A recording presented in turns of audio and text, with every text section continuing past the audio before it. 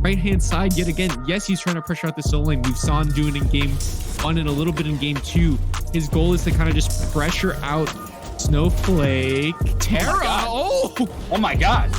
Oh my god! Brian Codex out here soloing Alfredo, the support, taking down the ADC. That's gotta be a clip that we throw somewhere, man. That was absolutely bonkers. Alfredo not feel the global ult, but she's here despite that. And we might see Apollo able to come as well. He does the final basic as Kairos tries to finish it off with the dash, but Fuzzy Clay did this, but regardless, it will be a Primal Fury going the way of Fuzzy and the Wuzzies, and now over 10,000 gold up before 20 minutes into the game, and it wants to be even more important, trying to chase out Kairos. It will be some peel, but Fuzzy joining in on the ultimate, gonna force out the ultimate from Kairos as well, and he might just get away, but it forces dash into a rough spot. Raijin dashes as well, trying to get damage from the Taiko drums, who gets taken out before he can get more than one shot off, but Alfredo finding himself a double kill, looking for the triple. Fafnir low, triple kill coming out from Alfredo. He's going to look for the Quadra, getting low here, trying to find it onto the Artemis, but Double Mumble doing a great job of zoning him out and gets the dash to finish off the kill. Soul still alive, wants to put more damage into this Sobek, and he might be able to finish it off, and he does.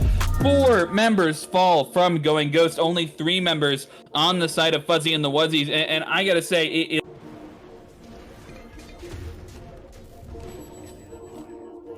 That's all of their ults? Yeah. Oh, Huge! Oh my god! huge. Yes! Oh, Let's bro. go! My goodness. That room. Did you knock up? I have it in 1. Nah. Damn. If we were all right, we could do gold. Because I just killed Matt too. Going for Kill the Bacchus. Bacchus, easier kill.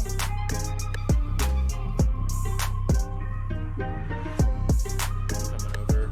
Nice job. He jumped? Yeah, Nope. he jumped around me. Yeah, we don't have anyone else coming. He's gone. I'm just We can leave and real go. quick. Good shit. Oh! Welcome everybody to this cast we got here for you. We got to bring you some Collegiate of our AGL. With me on the desk, I got here drummers. We'll be bringing you, if I can bring this back up, Full Sail Armada and University Alabama White. Some lower end teams here, but should be some good matches. They both get an opportunity to kind of shine and kind of maybe get a little bit growing as we head towards the playoffs, which Collegiate's a little bit behind. So drummer, what are you excited to see here in this matchup today? Oh, well, I don't know. I'm kind of excited because I've been casting a few games. The past one, they've been the finals, and those games have been super intense. I'm looking for a little more chill, maybe a little bit of a slower pace today. Yeah, I'm kind of curious to see that too. Might not see it though, as these teams might have something to prove. But like I said, these two teams, a little bit on the bottom end. I think combined they have 1 set win in total. They got a couple of game wins here and there, but that's mostly on the side of Full Sail Armada. So if I had to pick a team going into this, I'd probably say they might be the one that's favored. But like I said, both teams, they got something to prove here. And I know we've seen a little bit stuff different in the Collegiate. We've started to see a lot of the assassins come back in the jungle. Is anything particular you'd be interesting to see these teams prioritize as far as picks and bans or play styles go? Well, picks and bans, we're probably going to see the usuals because unfortunately the super good characters are not very mechanically complicated, except with maybe Uller. But Odin, for instance, is not the most complicated character to play in the world. In fact, one of his abilities auto targets if you use it at the right time. So perhaps we'll see some of the little bit more maybe mechanically demanding characters come out, and that would be maybe some more junglers that are a little more exciting. Maybe a Susano or something like that would be fun. We'll hop right into those picks and bans and kind of see where these teams can kind of build from. Like I said, a little bit rough for both these teams, but a lot of the times you just need that 1 week where you can kind of get get that snowball rolling, find what works for you guys as a team, find that identity, and really get that on the front foot. And once you get that, it really can make those games a lot easier just to get that win and whatnot. So hopefully we'll see these teams kind of have some good showing there. Alabama White, they opt for that first pick slot, whereas Full Sail Armada get that second pick. But yeah, I'm right there with you. Interesting to see some of these junglers. We've got a lot of different assassins and whatnot that are making the sale. I'm really curious to see what kind of mages that we see banned. There's a lot of times where there's they'll ban out a ton of mages from the Soul and the Tiamat and the Morgan Le Fay and everything else like that. Looks like we're having a bit of the issue here, so we're going to take a pause before we get in those picks and bans here for you. So we'll talk a little bit more about that. But like I was saying, some of these mages we see really prioritize by ban of like Soul, Tiamat, Merlin, where they just kind of ban heavy on the mages, and then we see others where they ban Tiamat, and that's pretty much it. What's your kind of feeling on some of the mid lane picks, especially with now some of the junglers and the hunters kind of getting some of these mace and assassin items really strong right? Yeah, I think probably the two mages that are like the ones you, I wouldn't say have to ban, but you really want to prioritize are probably just Tiamat and Raijin. Other than that, I think the rest of the mages are all very good. Like I think there's a good, like a healthy pool of mages that people can play right now. In that you have, like you said, you have Morgan Le Fay, um, Merlin is also very good. But and sometimes we've seen Soul in the mid lane, which is like always fun. Soul's a great character. But I think it's like I said, I think there's one of those two characters that you really want to get rid of, that Tiamat and that Raijin, and then the rest of it is kind of player preference and like matchups you just absolutely don't want to see. You know, I know at least for me, there are definitely characters that I would ban, not necessarily because they're meta, but because I just absolutely cannot stand playing against them. Yeah, and that's fair. And a lot of the time, as a team, once you find that identity, it's just a matter of what do we not want to play into? Because if you can play into a Tiamat, Gilgamesh, Uller, what picks you are comfortable playing into, it gives you a lot more leeway in those picks of bans where okay, we have to ban this, we have to ban that. Well, I guess that leaves them to have this. So a little bit of that leeway, and I'm right there with you. Sometimes it's just those gods that you just don't want to play against. Just get them out of there, and that's something we'll hopefully see as the set goes on. But from the start, kind of seeing some of those more meta bans. Tiamat banned here by Alabama White, something that they look like they don't want to play, don't want to deal with. And on the other side, Full Armada don't want to touch that Uller. Yeah, it seems the same thing with this Odin ban coming through. Obviously, like so far we have three pretty meta picks, and again, like generally good characters that you also just probably don't want to play against, because we've seen some pretty terrifying Odin plays the past couple of weeks here, where they're just these Odins are absolute monsters and just kind of run away with the game. Yeah, and especially like I said, when you're trying to kind of get that snowball rolling, get what worked for your team, sometimes it's just about getting the basics. Get rid of the Odin, get rid of the team, get rid of those strong characters to where you can kind of focus on, some better picks. A lot of the meta picks right now don't really have leaps. They don't have ways to get around that Odin cage, around those walls. I know this weekend we've seen a lot of Kabrakan in the AGL section. We've seen the last 2 days, so there's a lot of that. But Guardian now kind of focus out here. The Ardio banned by Alabama White and the Geb banned by Full Armada. Ardio, we've really seen her stay in these picks and bans, even though she has seen a little bit nerf to that Vamp Shroud and everything else. And Morgan Le Fay is going to be that final ban of our first phase. That's a curious one. I feel like it's possible that that's more of the a player preference deal where you just absolutely don't want to face them. Because I feel like in this slot, unless you absolutely want to pick Raijin, you would ban. Like I feel like banning Raijin here would not be a bad choice. And unfortunately, Full Sail is second pick, so it's not even like they're going to ban the Morgan Le Fay because they want to get that Raijin. Looks like they might not have the opportunity for it, or they might if this Cthulhu goes through. So yeah, sure they could come through with a Raijin if they really want one. Yeah, and Raijin, like we said, has been kind of that go-to mage with the Tiamat, Morgan Le Fay, Persephone, those kind of getting banned or just not picked as they have, Persephone in particular with that newer kit change, as well as the Morgan Le Fay being that newest mage in the fold of the Smite gods. But Cthulhu picked overall. I really like this pick. Gives you a nice bit of flexibility if you want to go to like a Morgan combo, whether that's mid or jungle, and play with that around, or just kind of use some sort of wall characters like a Ymir, a Kabrakan, something to kind of combo with that. But Full Salamana hovering a Kumbhakarna, not something we see a lot, and I would think for good reason, not one of the stronger guardians to be locked in. But some mage that I can see now why they banned the Morgan Le Fay, they knew who they were going to pick. They lock in this Persephone. Yeah, fair enough. The Kumbhakarna, I'm right there with you on that one. I don't. I mean, he's definitely a nuisance, right? He can root you. He has the yawn. He has his ultimate that I think puts him there for like 2.5 seconds or something like that. Like you're out of the fight for a good bit there. But other than that, not too much that you're going to bring to the table that's going to really swing fights in your team's favor. Especially against if they lock in this Sobek. Sobek and Cthulhu are two pretty top tier frontliners right now. So I don't know if Kumbhakarna is going to be as impactful as those other two. We'll have to see what other tank Full Sail goes with, though. They might have something pretty crazy in store for us. Yeah, Kumbhakarna in particular, I enjoyed playing him. I know he's not very great, but one of the things he does excel at is usually those channeled abilities, some of those longer cast time ones that you can cancel out with the Mez. So in particular, if you've got like a Raijin with that one that can take a little bit to get the damage off, decent in there, but can't really get affected by some of the um, displacement abilities that Sobek is so good at, and some of the slows that can come through, which Baba Yaga is great with that, with some of the potions that she can do, having varying degrees of slows and all the different aspects there. So interesting to see your Alabama White. Very W key is what I'm getting from there. Cthulhu, he likes to ult and run at you. Baba Yaga hops in the house right on top of you. Sobek, he likes to pull you in right along the team. So they are very much an aggressive draft here. Meanwhile, Full Sail Armada kind of going for more of just kind of nilly-willy. I don't want to say nilly-willy picks, but just kind of some more good picks in their own right. We can talk about the Kumbhakarna aside from that, but Cerberus locked in, Persephone locked in, really good team fight gods with some team fight alts. Not necessarily seeing a particular way that they work together, like say a Naja ult and Raw ult, or Poseidon ult and something like that. But a little bit of a different draft here in this first phase.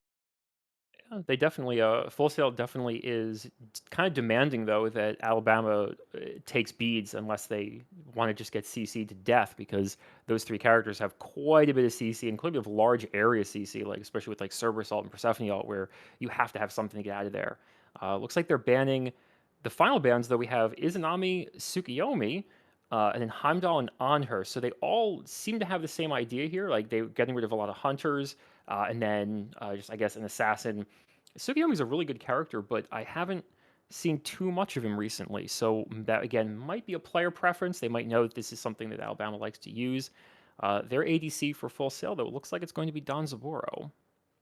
And another one of those team fight alts that the more this draft comes in, the more I see Full Sail Armada is very much about those lane fights and siege fights. You've got the Dansbur ult that's going to be huge, the Cerberus ult, that Persephone ult, Kumbhakarna, who so knows the blink mez, knock somebody with that uppercut. Whereas Alabama White, I just see jungle team fight. You got the Cthulhu with that large area damage, Baba Yaga that can be throwing stuff everywhere, Sobek that likes to catch you around walls and different stuff. But a little bit touching back on that Tsukiyomi ban, I think this particular a really good assassin dive, and with Alabama White, that's a really good one. And when you have so many gods that you can play like Set, Bastet, that have now with some of the item chain as well as Loki, all these different assassins, you can kind of just pick what you don't want to go against, right? You don't know what the enemy team's play is, just go what you guys feel you'd be the most comfortable not facing against with that Tsukiyomi. But dive is the last part of the Alabama White draft. They go on with this Hoagie, that another AoE alt, and then that Camazotz got that leap, got that bat out of hell. Also this dive. That's all Alabama White drafted. I mean, seems like a good plan if you're going up against a team that's two guardians and a big big damage mage like Persephone. Why not be able to get out of there, right? You can leap over walls with Hou-Yi and Camazotz. Baba Yaga can leap, has her little jump. You just have Sobek and Cthulhu, but honestly, I don't think they really care. Like they're okay getting caught in there. It's kind of the Rorschach moment of you're not locked in there with them, they're locked in there with you. So I don't know if they're really too worried about that. Yeah, with this draft now rounded out here, as they now have picked in that Mercury last pick, something that I personally have been seeing a lot more just with some of the jungle changes, allowing you to get a lot more power with that crit now for the Mercury, as well as I've seen some non-crit builds from this Mercury, but while he does do good, dealing with slows, which is kind of what a lot of the backline here and the dive here for Alabama White have. He doesn't have a whole lot to do with this Guardian CC here. Going this first game, who are you kind of favoring after this draft? I don't know. My instant reaction wants to favor Alabama White just because their characters I feel like are a little bit more powerhouses. But we'll see. There's a lot of CC coming out of Full Sail Armada, so it's going to unfortunately force beads as either a first or second relic for a lot of their opponents. Just because there's not too much CC muting on that side, other than you do have some ultimates in there, but you're really going to need to have something available just to get the heck out of there when you need to. Well, we've given you our view here is it's dive versus peel, and we'll see who comes out on top. And able to bring you this cast here today on the play-by-play is going to be the voiceless one and Akira. Guys, go ahead and take it away. Thank you very much, Drummer and King Batu. You heard it from the man himself. This is the voiceless one, joined by Akira Ragnus, and we're going to gas this game tonight for you between Alabama White and Full Sail Armada. How you doing out there, Akira? Pretty good. How about yourself, sir? I'm energized. I'm ready. Gonna see some collegiate smite action. I'm hoping to see some big, big time plays. I have a challenge for you. Okay. If Kumba gets low but doesn't die, you have to say that he had no time to die at least once. How does that make sense? I'm not against the plan, but what does the no time to Because die come from? No Like, Time to Die is the new James Bond movie, and he's 007. oh, I got you. I got you. Production disagrees, but they're wrong. All right. Okay. All right. I'll keep it in mind. We'll see. We'll see. I didn't know that was the title of the new movie, so that's why I didn't get the joke. Okay. All right. Well, we'll have to see if that happens or not. More than likely, it is a yes. We do see Kumbhakarna get low more often than not. That's kind of what he's there for. But we'll have to see how that plays out. Keeping our eyes here just for a moment on this duo lane. Um, if you have to pick between the two comps, I'm curious to see whether you prefer this dive or this peel coming out here. So Alabama White to me has a very interesting comp because they have what is, in my opinion, the most overrated and overpicked hunter in the game in Ho Yi, but also an incredible soul laner in Cthulhu. So, but hold on, the fight's starting up here in duo. I don't know if it's gonna have any kill potential.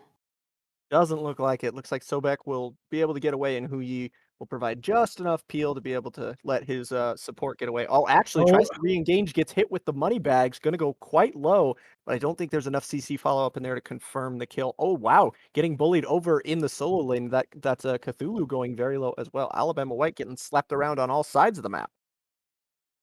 yeah, it doesn't look like they. Well, I mean, if you don't die, then it's not a big deal, right? You're still there to farm up and keep it going. It's only once we start getting into these buff respawns that it'll really be a problem. Um, though, I mean, they are running a little bit low on pots, and it doesn't look like so. It looks like Sobek is out of them entirely. So it You does don't look want to be like missing out on the farm either, you know? true, yeah, but it doesn't look like they're gonna have to back just yet. But it does look like Armada will be taking some stuff. It's a little bit of a jungle skirmish here, but it looks like Apocalyptic Farce will get out. Let's see if Galaxy Medic can do it. Ooh, lots of players from Full Sail Armada collapsing here. Gonna try and find this kill. They will get it before anybody can get away. Thought he had it in the bag after bullying the Mercury away, but then 4 teammates show up and they're like, nope. That was just a good rotation at a full sail armada. And I'm gonna proc my own effect here and say that while Kumba didn't have time to die, it looks like Kamazotz did. Don't. It can't be everybody. It's gotta be just like it can't be every. Kumba got the kill. Did he? Okay. Yeah. You get that one. All right, I'll stop now. But yeah, Uh, I go mean, ahead. it's just little plays like that, as you know, Mifflin likes to say. It's sort of like, or like, I guess it's F dot, the stuff after the stuff. Mifflin's, you know, you have to maximize on the timers that you get. But we'll see if Full Sail Armada are able to translate this into a commanding lead. Yeah, it will be interesting. I'm a little bit with you on the Hui. I don't know if I'm brave enough to call him the most overpicked and most overrated, but I do feel like he sees a lot of use, especially at higher levels. And I often just look at it and go, I don't know what you're bringing to the table that somebody like another hunter couldn't do better. You know, that's just my Yeah, personal feeling. I mean, he's got the anti-crit passive. He's theoretically got a whole bunch of objective secure, but at least, I mean, watching SPL, I have not seen any Ho Yi like really pop off. At least As not we can see recently. from the observer there, Gilded Arrow has been picked up as a starter item, so I do like to see that. That Yeah, is I think that's a Danzaburo like specific thing that you really want Gilded Arrow on. It sort of synergizes with the passive as a fight special in dual lane. gonna use the leap to get himself out, but I think great body blocks trying to keep that Sobek from escaping. Not gonna quite follow up all the way through with them. Is the chain CC up available? Nope. Not gonna be able to confirm it. Just too far away was that Danzaburo, so they'll be forced to retreat. And once again, Soup 22 gonna get away with his life.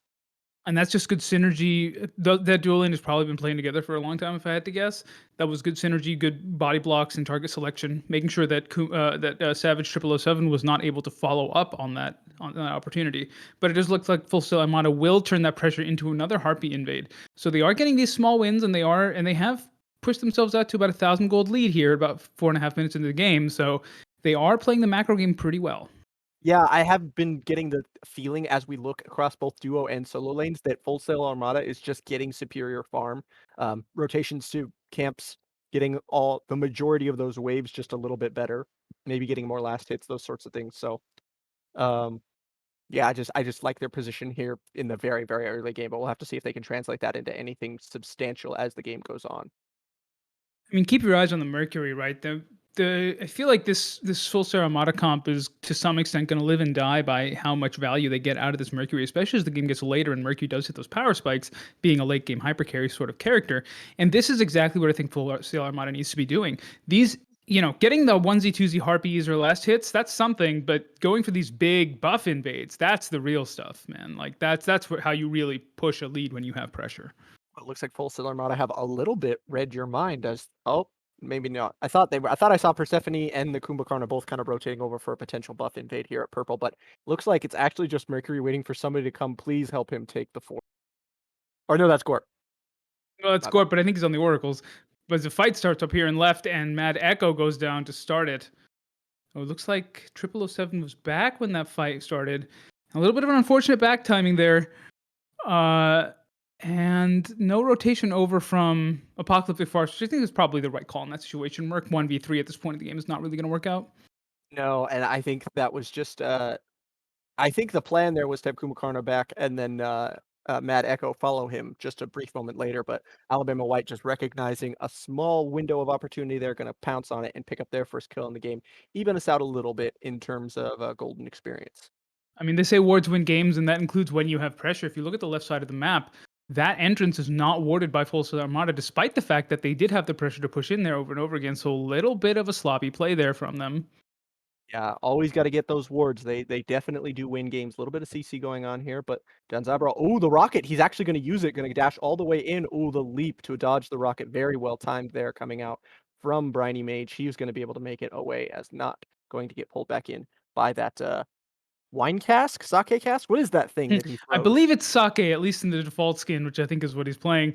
Uh, but now it comes down to Full Sail Armada's comms. That Ho Yi does not have alluring spirit sake bottle. There you go, Sake not a bottle, cask. yep. Um, but it is sake. Good call. That Ho Yi's beads are down, which means that this is the perfect time for Apocalyptic Farce to take that Mercury in there and get some CC in their combo with this Kumba and get a kill. We'll see if they do use that timer to their advantage. Okay, so I have a completely unrelated question just something I've been curious about Smite, and I want to learn from the feet of the master. Why is Okay. the support buff so like under prioritized? Like, why does nobody ever care about the support buff? Oh, actually, hang on. You might have to answer me in just a second. We got an invade coming here in the solo lane. Gonna have to use the dash to get the Cthulhu back underneath that sail this tower. Ooh, but the Sonic Boom gonna come in, get the spin, but nobody in position to follow up to get the kill, so he will have to back away. That seemed like a little bit of miscommunication there. I think they didn't know that Apocalyptic Farce was going to be following up like that. Uh-oh. Uh-oh. Yep. You gotta Oh and no. whiffs the ult on the other side. You gotta be very Ooh. careful when you back like that. I have been burned so many times as a hunter trying to back on the quote unquote safe side like that I have always like my default is now just back from behind the tower. Because it's just I feel safer there. That's just unfortunate. And, Binkelderg has the reflex response there. Oh, but it looks like Apocalyptic is in here for going for another gank. Nobody else here in the nearby area. He will get the knockup followed by a little bit of damage, but he will be able to use the ult Ooh. to keep out Briny Mage. Ooh, very good bounce off of that Oh. arrow. Yeah, you Not don't quite see going to get anything for it, but hey, this good damage exchanged either way. I mean, really makes you a little less eager to attack a Ho Yi if they're able to hit bounces like that. But to answer your question, I mean, I think it's because it sucks. Another invade attempted here, but that is not going to work out. Apocalyptic Farce going to die for his efforts in attempting to invade the purple camp. Just too many members of Alabama White here on their own. But I guess why does it suck? I guess I don't play a ton of support, right? I just see the buff there. I walk past it at the beginning of the game, right? And it says whatever the description is, says something about giving health and extra Yeah, gold or something like that. And I was like, why don't we like this more? It feels like it should be good. Just so from here's the reading thing. I don't have a reasoned response for you, but as a jungler, I do know that it's basically the only buff that I don't look at the map state before taking. All right, well, maybe something I'll have to ask a dedicated support main. Maybe the Yeah. question will never go answered. Oh Ooh, Sonic Boom no. going to come in and get a lot of spin there. Actually, there's so many members here. Very, very low for Alabama White. One has already fallen. The others are looking very rough. Cthulhu trying to peel, as we saw that comp very, very designed around that. But Baba Yaga going to go down as well. That does allow the Kamazots and the Huyi, I think, are going to make it out safely, but that will result in a couple kills going over the way of Full Sail Armada. They'll be able to equalize us, get us back up to an equal kill score count. Just Penarch Evolved still remaining in the grayscale. Yeah, and I think Soup did go down at the beginning of that as well. But I think the biggest, well, maybe not the biggest, but one of the more noticeable issues with that fight for Alabama White was I think Briny Mage ulted like a rock. It looked like. I think the placement on that Hoyi ult was not what we wanted as the gank attempt starts up over here in solo. Yeah, it wasn't what I was looking for either. I was a little confused by it. Though the damage is going to hit, Stygian Torment going to drag everybody back in. There is a Ooh. Mercury rotating over here, trying to find something. Oh! Wow, very low health. Doesn't even need the Mercury's help. The Kamazot's going to go down. The knockup is good. Going to throw him back underneath the tower. Unfortunately, Cthulhu does have a leap, so he will make it out underneath all of that damage. Very well played there. Just don't lose your cool. Drag everybody back into the tower. Know that your Mercury is on his way, and using the prot shreds, just going to tank through that Kamazots. Very well played there from Pie Flavor. Yeah, definitely. That was some discipline on the Cerberus. Apocalyptic Farce didn't have his ult up because he'd used it in the previous fight around gold, but if he did, that Cthulhu was dead as well. We have seen a little bit of maybe a little bit of overzealousness out of the Mercury this game, and I'm interested to see how that plays out into the game as it goes on. Yeah, I've seen him take a couple fights and engages. I'm like, oh, are you sure? And it Yeah. has come back to bite him a couple times. So maybe if that can be reined in, he can become that late game hyper carry powerhouse where every one of us have faced at one point or another in Smite. We'll have to see how that ends up playing out. I hopefully for the sake of Full Sail Armada, that is something that he can do. As at the moment he's trailing behind his fellow jungler by just a level. Very nice connection there. Sun's all going to come raining down, but unfortunately, Danzaburo got all the escape he's going to need. Ooh, missed Sonic Boom there. Excellently dodged. I still don't think he's going to make it out there because now the Mercury's in position. Yep. Leap comes through, not good enough. Apocalyptic Farce rotating over just in time to get the gank he wanted. Now there was a bit of resources expended over there for Full Sail Armada, but given that there's 4 of their players over here, I don't think Soup 22, even with the Baba Yaga support, is going to be enough to really make something happen here. And this might be the T1 tower over on left. It does look like they're going to pick it up. Attempted invade coming through. He's Oh, gonna no, get no, backed no, up as well no. by the Mercury. No, Sake Flask not quite going to hit, but the Persephone ult will exactly where he wanted it, going to get the root off. Going to have to use Lurking in the Depths in order to get that CC immunity. Mercury maybe a little bit caught out here in the jungle. Going to have to dash away. Looks like everybody will actually get away alive from the second part of this fight. The stuff after the stuff, as you say, not quite going to connect there for Full Sail Alabama. No follow-up kills or damage done.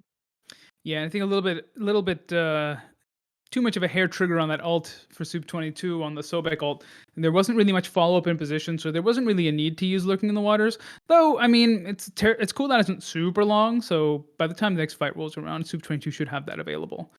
Also, Lurking in the Water is not the most impactful ultimate. It's not a win or lose team fight ult most of the time. True, but you'd rather have 4 buttons than 3, right? Absolutely. As a Definitely don't rule. want to be throwing ults away. But sometimes that CC immunity is the most important part of the ult. So True fact.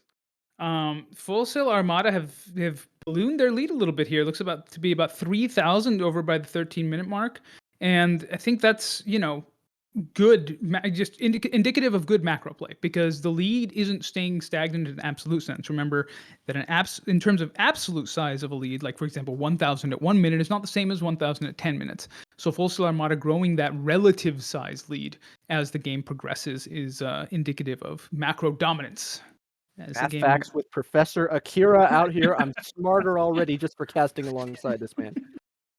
Yeah, but I'm interested to see. I'm glad that this the Gorp the Fire Scorpion is finally coming down as we are starting to reach the stage. Unfortunate gank going very well there. Not even really a gank. That's just the support being where he's supposed to be, kind of just catching Briny Mage out of position there. He will go down once again over in the dual lane. That's his second death over there, putting him just a little bit behind, starting to fall further and further behind his Danzaburo team or counterpart. But yeah, I like to see that Forp is falling down means that Fire Giant will come online at about the right time. This is generally when we see that's to be something that teams start to prioritize. A little curious, we haven't seen any interest at all in the Gold Fury. Just no fights, even interest in it. I'm a little confused by that too, actually. Normally picking the hunter in that position would be, a pretty good opportunity open up for Full Sail Armada to go ahead and take it. But they elect to back off instead. The other thing I'd like to comment on is the the double crit build coming out of Full Sail Armada. Both Mercury and Danzaburo going into crit, which can, it can put out a lot of damage and it definitely has good objective burn, but it does mean that Spectral Armor will counter both Mercury and Danzaburo at once. That's true. Not necessarily something you want to put all your eggs in one basket. Ooh, attempted invade coming here. Persephone gonna lock in Soup 22. He'll be able to get out with that lurking in the waters. Oh. Is back up. Bad out of hell. Oh! Not quite going connect and get what he's looking for. Oh, yes! Oh, Finally, wow! the Shriek gets the damage he's looking, and the Sonic Boom whiffs. Unfortunate there for Full Sail Armada. Gonna lose one and an ultimate on to boot. And now the Mercury's running for his life. Will he be able to get away? I'm not sure. The dash is good, but you can't get backwards through those doors. They are locked, sir. Stygian Torment gonna pull everybody back in. That Prot Shred starting to tank the health of the Camozots. He will go down once again to the Cerberus.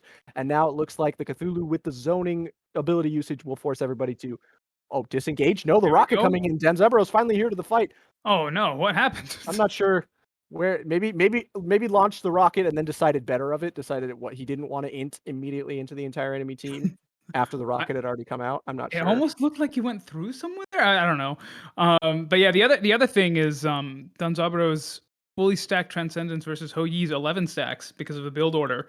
It's definitely giving, in addition to the 2-level lead, is definitely giving, despite my sort of distaste for going double crit, does give Mad Echo a pretty good advantage over Briny Mage in the Hunter versus Hunter matchup.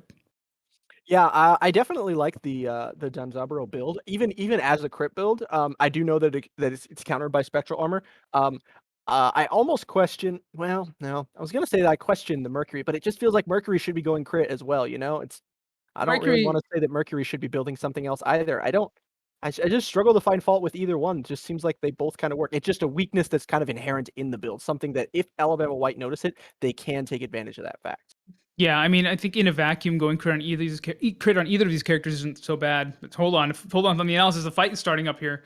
Sun's coming down. The lurking in the water is going to try and get Soup 22 out safe and sound. Danzaburo trying to lower in some damage, but not quite going to connect what he's looking for. He's going to have to back off, and that is a dead Kumbhakarna. Unfortunately, he had no time to die.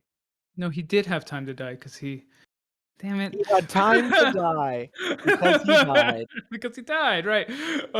Yeah, But that was no time to die because Alabama White will take the Gold Fury off the back of that engagement. Yeah, that's what I meant. He's rescuing me. Good save. They'll get the Gold Fury. That'll help even them up. And they were about 5,000 gold down before things kind of broke out there a little bit ago. Now narrowing the gold lead quite a bit. So Alabama White starting to bring themselves back into a much more comfortable position. You can even see in that duo lane down to just 1 level deficit for the Ho-Yi as opposed to 2. So this is generally the kind of the game when team fights are king. So we're going to need to see laning take a little bit of a back seat, but it's also important for Alabama White to make sure that they continue to draw that experience and goal difference back closer and closer to even. So it's a delicate balance they need to walk here. Getting this Pyromancer with no contest from Full Sail Armada is a good start. I think this is the right call, except that that'll Briny help too. Mage Or no, is that'll do the opposite. It's the opposite of wrestling. help. Yeah, it'll help Full Sail Armada. I'm That is not the really wrong sure. team. So I think Alabama White made the right call there, but without bringing a carryover, that Pyromancer took about, what was it, like 3.5 hours to finish. Meanwhile, Briny Mage was pushed up way too far even with the ward coverage, it just wasn't enough. So a little bit of a misplay there, though I think the macro idea was correct, and the lead has been cut even a little bit more. So overall, I do think that Alabama White is starting to move this game a little bit in the right direction, not just getting fully closed out by Full Sail Armada. Yeah, fundamentals good there. I think you just should swap Soup and Briny Mage's position. Soup should have stayed, get a little bit of extra farm in duo.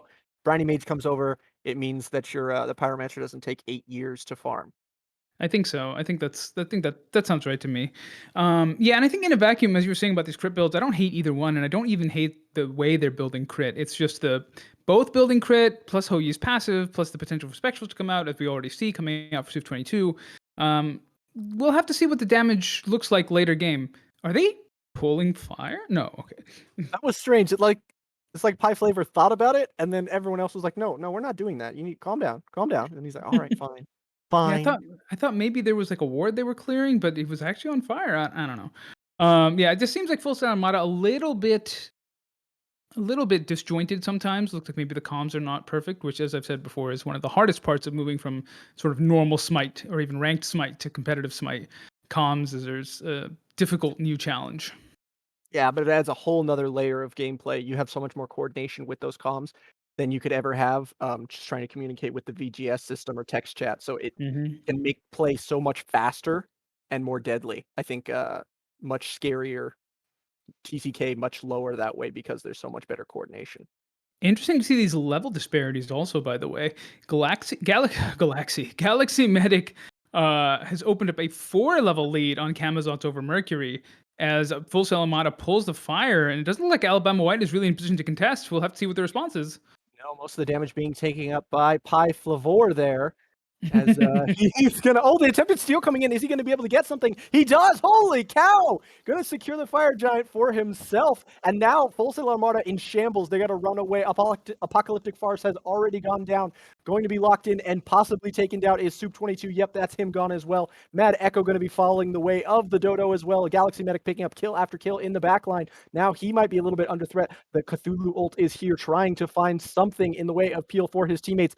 They will get what they're looking for. Galaxy Medic with a triple kill, going to take down Binkelderg, and now it's just a fleeing Kumbhakarna underneath the tier 2 tower, and looks like the Cerberus was able to find a quiet spot and back away there. Binkelderg. Binkelderg! Hey, I have a question for you. If you load into a game and see Camazotz on the other side, what is it that at least 3 of your members need to be building? Attack speed. Attack speed? No, I think maybe, but I do think that anti-heal might be a choice up against I this don't kind know. but it looks like Full Sail Armada apparently not agreeing with us there. And there was briefly a 6-level lead in the jungle there, which of course will only shrink from now on since the Camazotz Galaxy Medic has reached level 20. But part of the reason Galaxy Medic is able to do so much there, in addition to getting the Fire Giant Steel, is just because there's nothing mitigating the massive healing coming out of Camazotz. And on top of that, there's going to be more healing coming from that Bumba's Hammer, in addition to the healing coming out from Cthulhu's ultimate. One of the abilities that Cthulhu has in his ultimate, allows him to heal his allies. So unless we see some anti-heal coming down on the side of Full Sail Armada, I don't believe they're going to be able to take these team fights 5v5. Yeah, all jokes aside, that is pretty much a necessity in order to play against a Camazotz. You do need anti-heal coming out there, and there are plenty of ways to get it, especially on characters like this. The Pestilence, perfect example there. We do have a Pestilence coming out in the Kumbhakarna, but I'd love to see something as well in maybe the final slot of this Cerberus build. Could be good as well. Although he seems to be, I don't know. I'm torn. It feels like you need more than you have because we could see its impact coming out in that last fight. It wreaked havoc on Full Sail Armada. No, absolutely. I mean, Cerberus does have built-in anti-heal, and Kumba does have the Pestilence, but even, like, you need both of those to be affecting the same character at the same time, which means Kumba and Cerberus need to be together all the time, and it's just not necessarily going to work out for you, especially with the gigantic lead that he's built up. Though that said, this fight is going out more even than I would have expected. That is a dead Mercury, followed by Soup 22, who had kept taking all the damage. Ooh, excellent detonate coming from Binkelderg. Will get what he's looking for onto Galaxy Medic. No anti-heal needed there because he's out of this fight.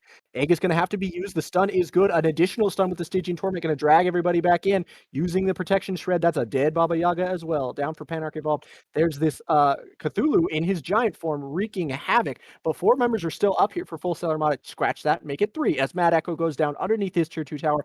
Is the damage from the tower enough to get a kill? It is. That's a deicide. Everybody dead on Alabama White as 3 remain alive for Full Sail Armada. A wipe across the board there as they get exactly what they're looking for. And that was incredibly well played as a whole team from Full Sail Armada. It was chef's kiss.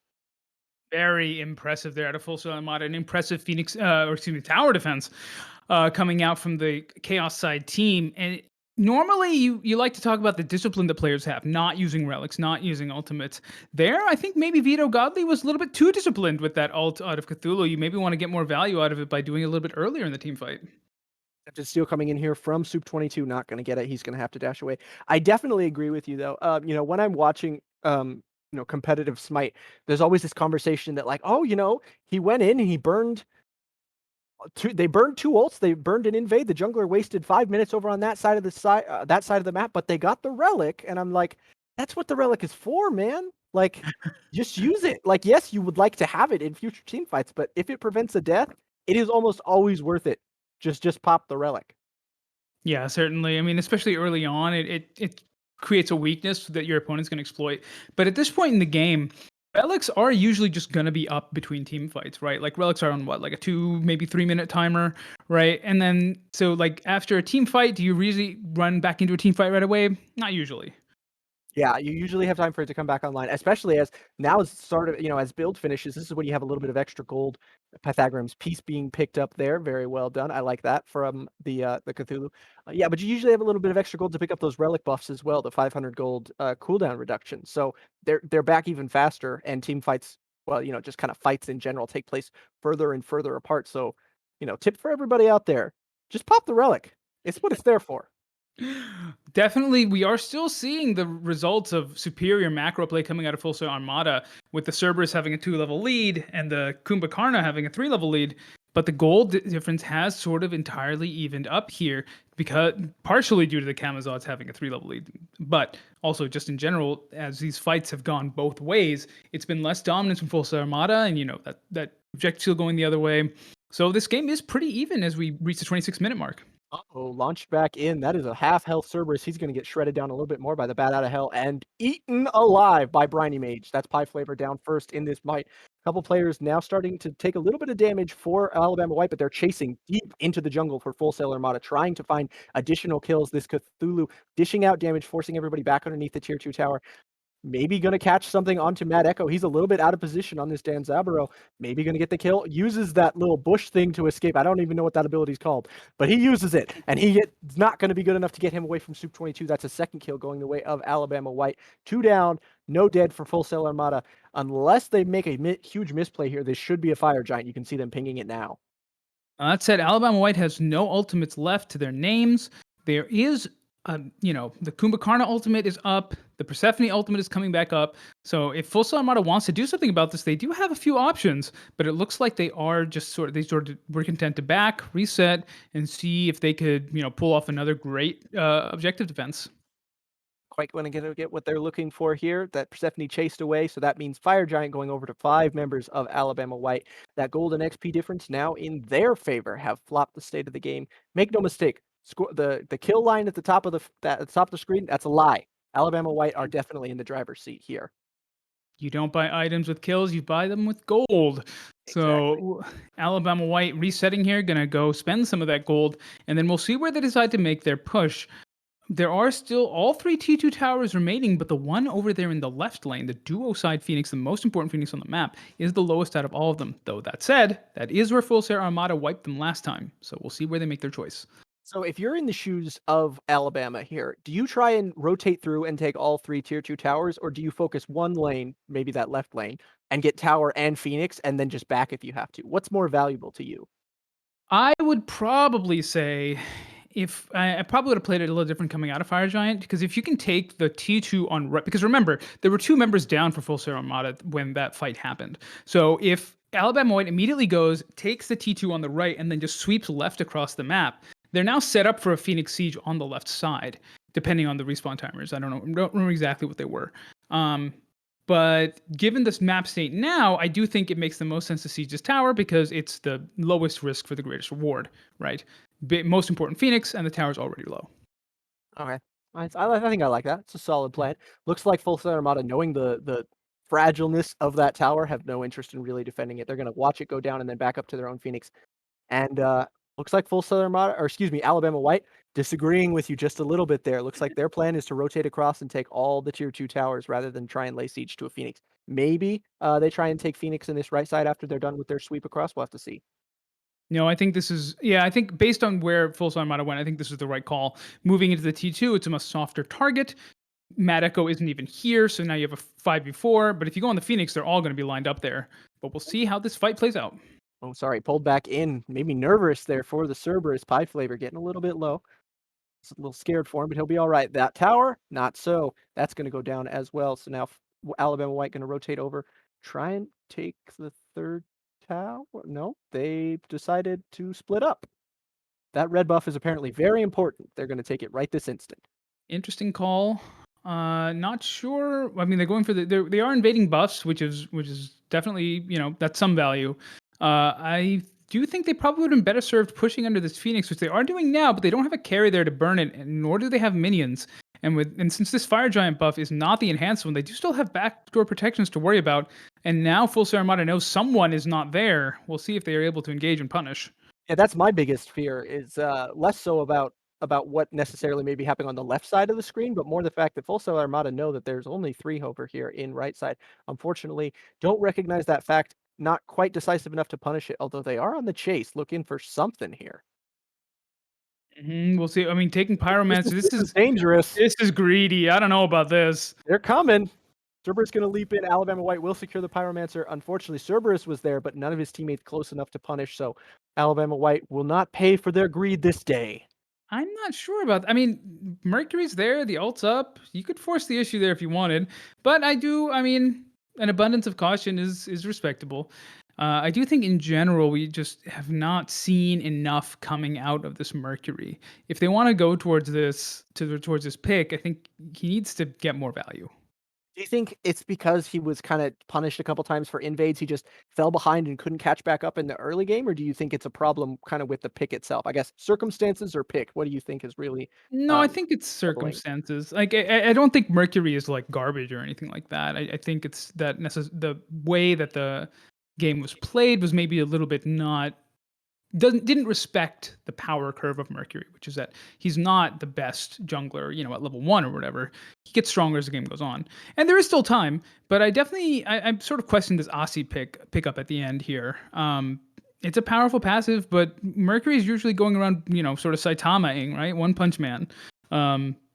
So maybe not going to get the greatest value out of that, but we'll have to see as these fights play out. Maybe just felt he might need a little bit more sustain in these more extended team fights. We Bloodforge? haven't. That's possible, yeah. We just haven't seen him. A lot of times when I feel like, hang Oh, on, hold that thought. That is a yoink Cerberus. He's going to get thrown in, dash down to 0 health, very dead, and the fight is now broken out. Cthulhu in form, pushing everybody back for Full Sail Armada, while the backliners from Alabama White are going to free cast onto this poor, trying to escape Mercury. He will have to use Sonic Boom just to get himself out, but Bingelderg will not be so lucky. That is a very dead Persephone, and now with Mercury forced to back, that's really only 2 people in fighting condition right now for Full Sail Armada. That means this is a free Phoenix as far as Alabama White are I concerned. think that's game. That might just be game, especially if you lose the Denzabro right there. There's only 2 remaining. One of them is a Kumbhakarna, not really known for his damage output. Everybody's here for Alabama White, on the other hand, and they are going to turn and burn, trying to get everything they can pushed back into their own fountain. Our Full Sail Armada, Alabama White, just going to start shredding this Titan. 2 Phoenixes still up, notwithstanding the Titan's at 10% health. It is going to go down. A kill to boot onto the Mercury, and Alabama White take us to victory. Hey, if you are a frontliner or a backliner, here's the rule. At 30 minutes, don't get picked on your own. Pretty simple. Solid advice. Solid advice there. You heard it here first, folks. Don't die, forehead. Akira Ragnaros 2021. That's going to do it for us for game 1. We're going to throw it over to the desk. They're going to break it down. Tell us what they think about that one. We'll see you guys back here in a little bit for game 2. Take it away, Desk Boys, Drummer, and King Batu.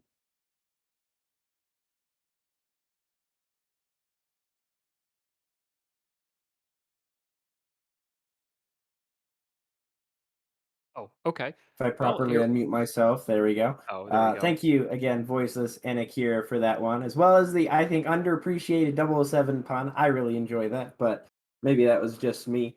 But Drummer, what were your kind of first thoughts from that first game that was kind of a little back and forth there in the early game? Yeah, I think in the early game, from Full Sail, we saw they had, like as they were saying in the cast, they had control of that macro, right? They were ahead in gold. They were looking really good to set up a nice mid game. They still were ahead in the mid game, but then as time went on, I think like I accurately predicted, to toot my own horn a bit, we just saw more powerhouse characters from Alabama, and they just were able to flex their muscles a little bit in the end game and kind of prove why those characters are so much more viable than what their opponents chose. And Yeah, in the and end, I think a Cthulhu ultimate is still just a Cthulhu ultimate. It's very difficult to deal with. Yeah, and they really didn't have any characters that could deal with that Cthulhu ultimate crit. Not exactly the best way to deal with that, for whether that's the Mercury or the Danzaburo and Persephone. The lockdown ultimate doesn't do anything to Cthulhu when he's in that ultimate. You really don't have that great of mobility to get away, so it really just kind of let them have an unpeelable asset in every fight. Whereas on the other side, this Mercury kind of got behind a little bit early. Danzaburo and Mercury both went crit, as well as there was not just one or two, but actually three spectral armors picked up by the jungle, and both of the frontliners for Alabama White there. So they really just kind of were able to kind of dictate the later of the game, and I think it really kind of reached the point, that tipping point, when that Gold Fury or the FG steal went through. That Camazot's, I believe, getting that steal. I don't know if it was with the Bat Out of Hell or that Vampiric Bats, but was able to get that steal, and then kind of from there it kind of flipped on its head. So moving here as we're going into this game too, both, like I said, both teams trying to build upon this. Was Full Sail Armada, what can you build upon in that first game should I turn the series around? Uh, Probably just ban Camazotz as your assassin ban, because I think he had probably the best stat line of the team, and it was definitely gave them a lot of trouble towards the end game there. So I would probably not pick Mercury again. I mean, not that he's a bad character, but he just didn't hit that game, and try to get rid of that Camazotz because he was just too good. As for the other bans, I don't know. I think that you could leave the same meta bans that you'd picked the first time. I think it's just that jungle difference that you really need to clean up, and then it'd probably be a better game next time around if you, like I said, if you shore that up a little bit. And so maybe looking at a little bit of a different draft here for Full Sail Armada, and maybe as well as with that Kumbhakarna, and if they do let that Cthulhu through and it does get picked by Alabama White again, maybe see a pick that can maybe deal with that. Maybe something with some walls, some sort of healing to kind of sustain through that damage. But as we now look towards Alabama White, able to get this win, one of the few wins they've had in some of the recent games. So a good, real solid win all around. They kind of early game were able to keep some pieces to weather the tide, and then late game were very, very heavy-handed in kind of controlling how the dictate of the game. Other than that kind of bit of a messy siege there on that left T2 on that first FG. But what are you looking for them to reprise in that first game to try to make this a 2-0? Well, I think if they can bait Full Sail into letting them take the Cthulhu, then yeah, I would take that again because I think Cthulhu performed very well that game. Sobek was good as well in terms of like the front line talking about. I would necessarily don't think you have to run the Sobek back. I think that could be replaced with a few other choice frontliners. I think you're still going to be fine in the end. Uh, Jungle, like I said, I personally, if I was a Full Sail Armada, I would be banning Camazotz, maybe third ban, just to get it out of the way. So perhaps looking to a different jungler, because you might not, or anticipating not being able to get the Camazotz. Granted, if you can, it performed very, very well. So unless they pick like the super count for a Camazotz, I would run it back because it seemed to work very well. Well, we're gonna go ahead and jump right into these picks and bans here. Full Sail Armada having that first pick with that loss, which I do like to see. Get you something, try to get you something for one of your players there to really get you going there. And despite having kind of a rough matchup, I think their mid laner there on that Persephone, uh, uh, Bingledirt, if I remember correctly, he had a pretty solid game. Not a lot of impact, but just some of those kind of 1v1, some good abilities there to secure a couple kills, but not a whole lot that Persephone's going to be able to do. So maybe see him get a stronger matchup in that mid lane. And I'm right there with you. Front line for both sides. On one, the good, of course, and the other not so successful. Able to see that have a better effect here. But as we're going in these picks and bans, even though they switch sides, they haven't switched bans. Uller and Geb banned away by Full Sail Armada. Alabama White banning that Tiamat. So as of right now, looking very similar to Game 1 ban. Yeah. This is the option. This is where you have it though. So Full Sail is first pick. They could take a third ban here and try to secure a super meta pick for themselves, right? Because if they ban, okay, so Odin is banned already, but like if they don't ban, if they want to take Raijin, they could ban something else, baiting Alabama White to either A, ban Raijin or have to ban another meta character themselves, and then shore up whatever they don't ban. Like here, you could say you want Ardio, you could ban Raijin here, force Alabama White to maybe ban the Ardio. If they forget to or just happen not to, then that ends up securing it for you. It's like the mini game within a game of trying to bait the enemy team to ban things that you want to get rid of, but you also don't want to ban. Another Morgan Le Fay ban. I feel like it's got to just be personal preference at this point, right? It might be a little bit, although Full Sail Armada was the one who banned it in game one. This time, Alabama White banning in game two, so they seem to be on the same page, just not wanting to do with that pick and being the very last ban in both of these phases here, kind of you know, who blinked first of who's going to actually ban it. Looking like the icon there that's not loading is that Sobek that was banned, so we have see a little bit of changes there, taking aim a little bit at that front line for Full Sail Armada, so nice little adjustment there for them. But yeah, Morgan Le Fay, interesting to see that here. Very spammy character when you get that Chronos Pendant first item, really able to kind of pressure that for you. And as the picks start rolling through, Alabama White, they're going to go back to that Cthulhu. Worked for him in game one, had probably the biggest impact for most of those characters. Going to run it back for game two. Yeah. And it looks like I was correct in that little mini game of picks and bans. It seems that the first pick for Full Sail Armada was that RDO, even though it's not doesn't look like it's showing up, but it is an RDO. So again, we've all heard the legends of how monstrous RDO can be, and hopefully we'll get to see those come to light. Yeah, good strong pick. So hopefully it's something they can build on. There we go. There it's loading in for us. And I'm right there with you. I love that mini game.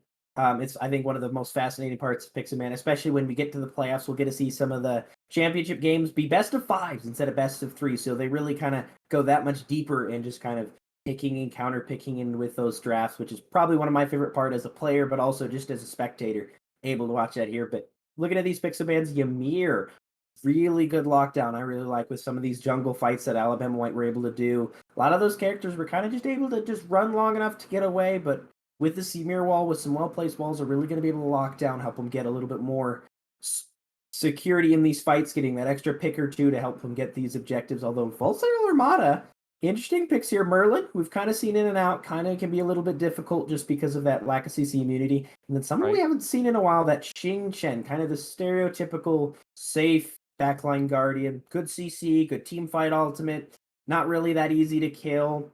What's your thoughts on this draft for Full Sail Armada after game one? I really like the Merlin. I think that he's just a very I don't want to say simple character to play because there's a lot of different nuances with his different abilities, but at the same time, most of his abilities are just either lines or big circles, or I guess his flames are kind of like an oblong oval shape. But either way, they're good lane clear abilities. Especially, I don't know how he would stack up because it looks like Alabama White went with that Baba Yaga. I don't know how the matchup for Baba Yaga goes, but I think it's going to be a pretty good one.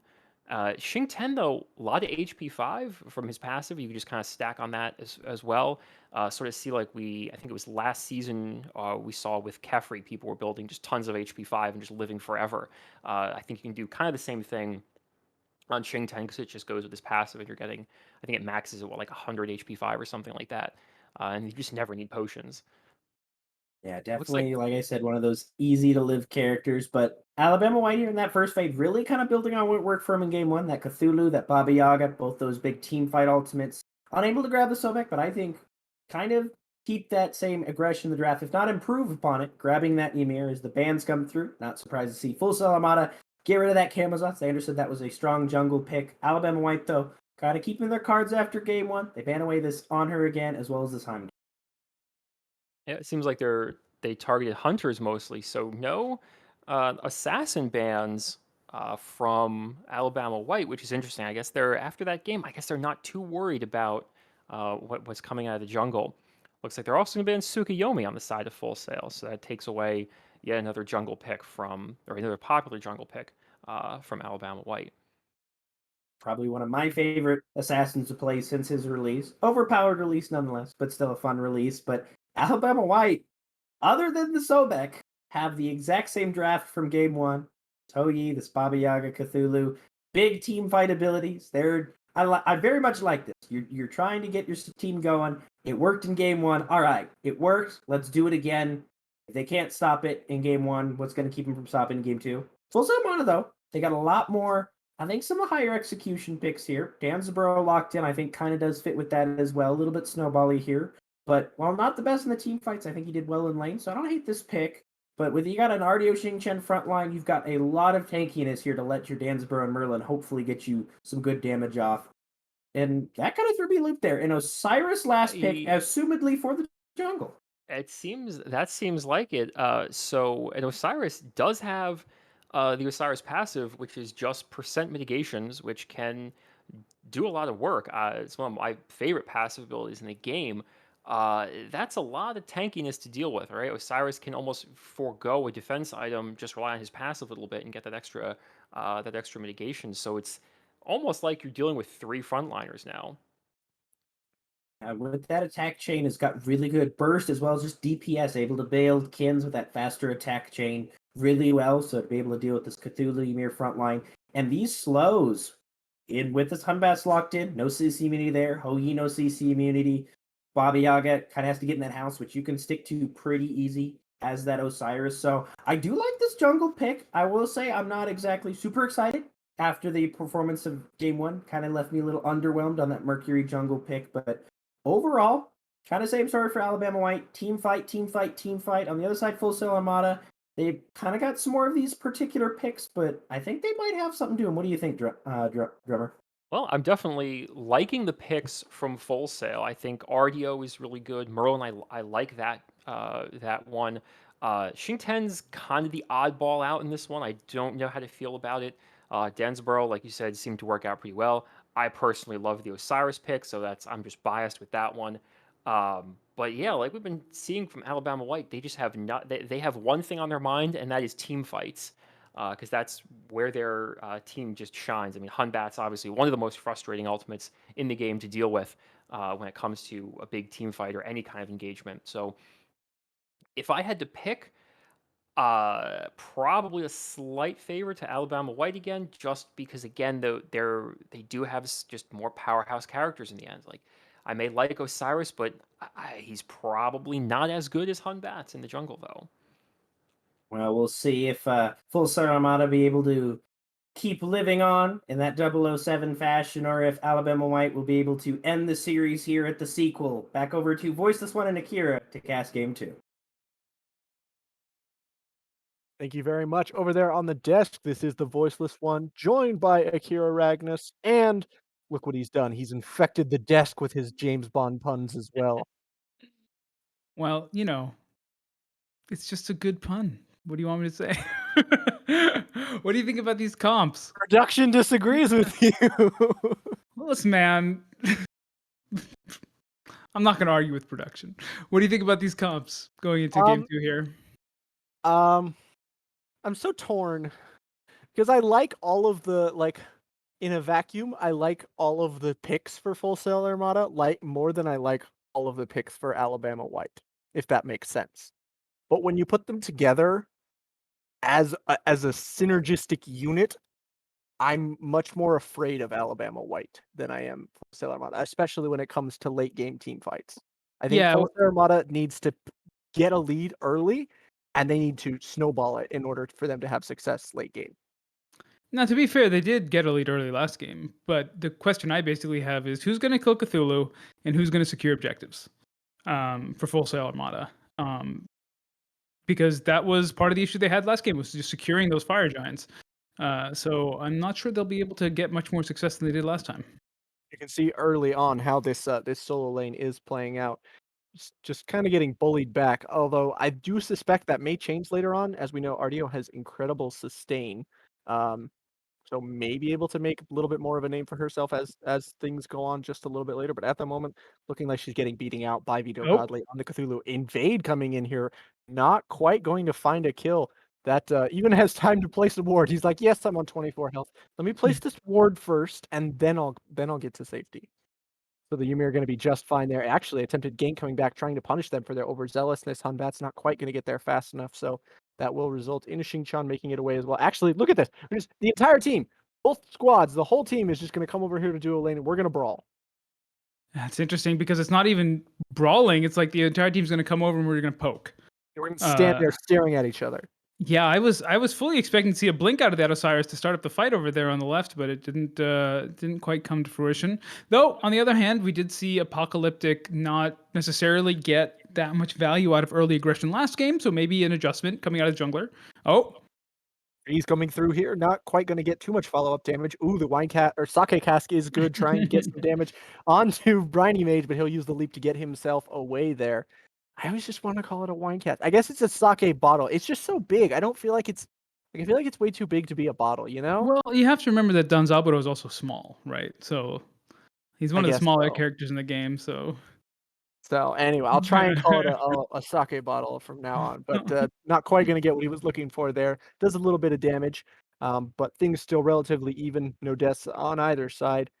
Ooh, another freeze and an invade coming in here, looking to put some damage. I think this is just standard skirmishing over in the duo lane, though. Doesn't look like anyone's going to die just yet over here. interesting to see I mean, while the two hunter picks are the same, it looks like Briny Mage opting for the Bumba's dagger instead of the Hunter's Cowl this time, right? If I recall correctly, when Hunter's Cowl last game or Leather Cowl is the T1. Yes. So yeah, so I mean, more ability damage going to come out, getting more value out of the farming of jungle camps, like they're taking their purple right now. I do like this more ability based build right now. Ooh, Purple Camp invade may result in a death here for this Hu Yi. It will. Final auto attack going to get what he's looking there from Mad Echo. Got a little bit of a hiccup in frame rate. That's okay. We're back. Yeah. But yeah, they do get the first blood kill, getting a little bit of gold over into their pocket, and that may not have gotten the buff they were looking for. I think Mad Echo did pick it up before he went down, but that is still something for their efforts that they were able to pick up during that invade. Okay, now we're just gonna have to see again. Full Sail Armada getting out to a relatively early lead, and not a huge one, but they do get pressure. They are taking objectives. They're going for invades, taking totem. Now it depends. Basically, if they can play this like they did last time, but transition a little bit better into the mid game, then I think Full Sail Armada will take us to a game 3. But it's really all about that transition from the early game macro into mid game objective taking. That really is what provided such a hiccup for them in the last game.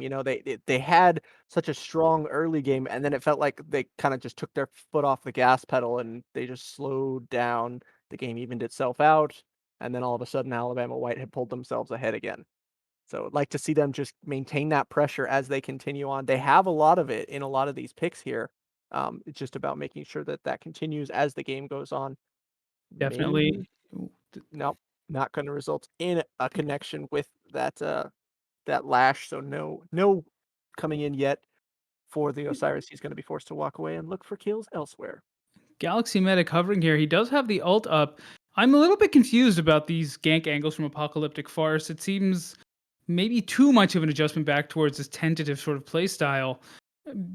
Keep in mind, Osiris is pretty tanky and can also walk through Emir's wall with the passive stacked up. So Yeah, and he also big ultimates being exchanged over here in the solo lane. Lots of damage onto the Ymir. He's incredibly low. Maybe not quite going to get what he was looking for. It's actually the Xing Chang going down first. Counter kill comes through courtesy of Apocalyptic Farce, but now the Baba Yaga has rotated over. The house is walking, and it's spewing fire to boot. Going to be able to walk away and get away with his life is this jungler. That just leaves the Danzaburo here to push the lane away and make Alabama White back up. Purple invade not going to be there, so that will make the jungler rotate away and look for things elsewhere on the map. Kills exchange on either side there. Oh, almost one more taken away over here in the solo lane as well. Yeah, and I like that instinct from Galaxy Medic to immediately go and see what is there I can steal away. So happens there's not much, but at least you get some knowledge of what's going on over there in the jungle. Pretty back and forth game. Full Sail Armada basically just has that first blood bounty ahead, only about 500 gold. So Still not looking, the same. Go ahead. No, just gonna say, still looking very nice and even. Yeah, I was gonna say not the same level of macro dominance they had early on last game, but couple kill here, couple kills there. You can definitely break the game wide open even early on in the game. So we'll have to see what they will opt to do and where they opt to put their pressure.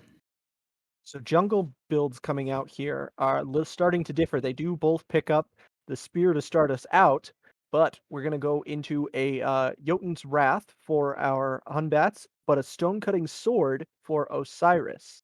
What do you think about that? I mean, best team fight ult in the game and 20 CDR makes sense to me. For the Osiris, I think the stone cutting sword makes sense given that you're playing Osiris. I'm just not 100% sure what the plan is for this Osiris. I'll put it that way. doesn't look like he's getting active early. Um, I'm not really sure if there's more to come late, but we'll have to see what Apocalyptic Force, what the plan is coming out of the jungler for Full Sail Armada. Well, there was an attempted invade coming through here, but they back up just in time, just a little bit too safe. I want to address a point you made just a little bit earlier that I really liked. I'm with you on wanting to see this Osiris make these gank angles just a little bit more aggressive. Um, you know, you're not playing the same person you were in the Mercury in the previous match.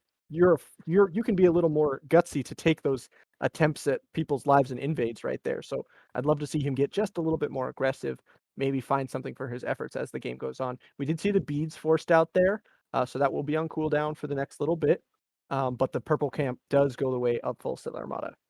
Yeah, blink for beads. You take that trade every time. Now Alabama White showing off a little bit of macro prowess here with a quick rotation in to take down Gorp.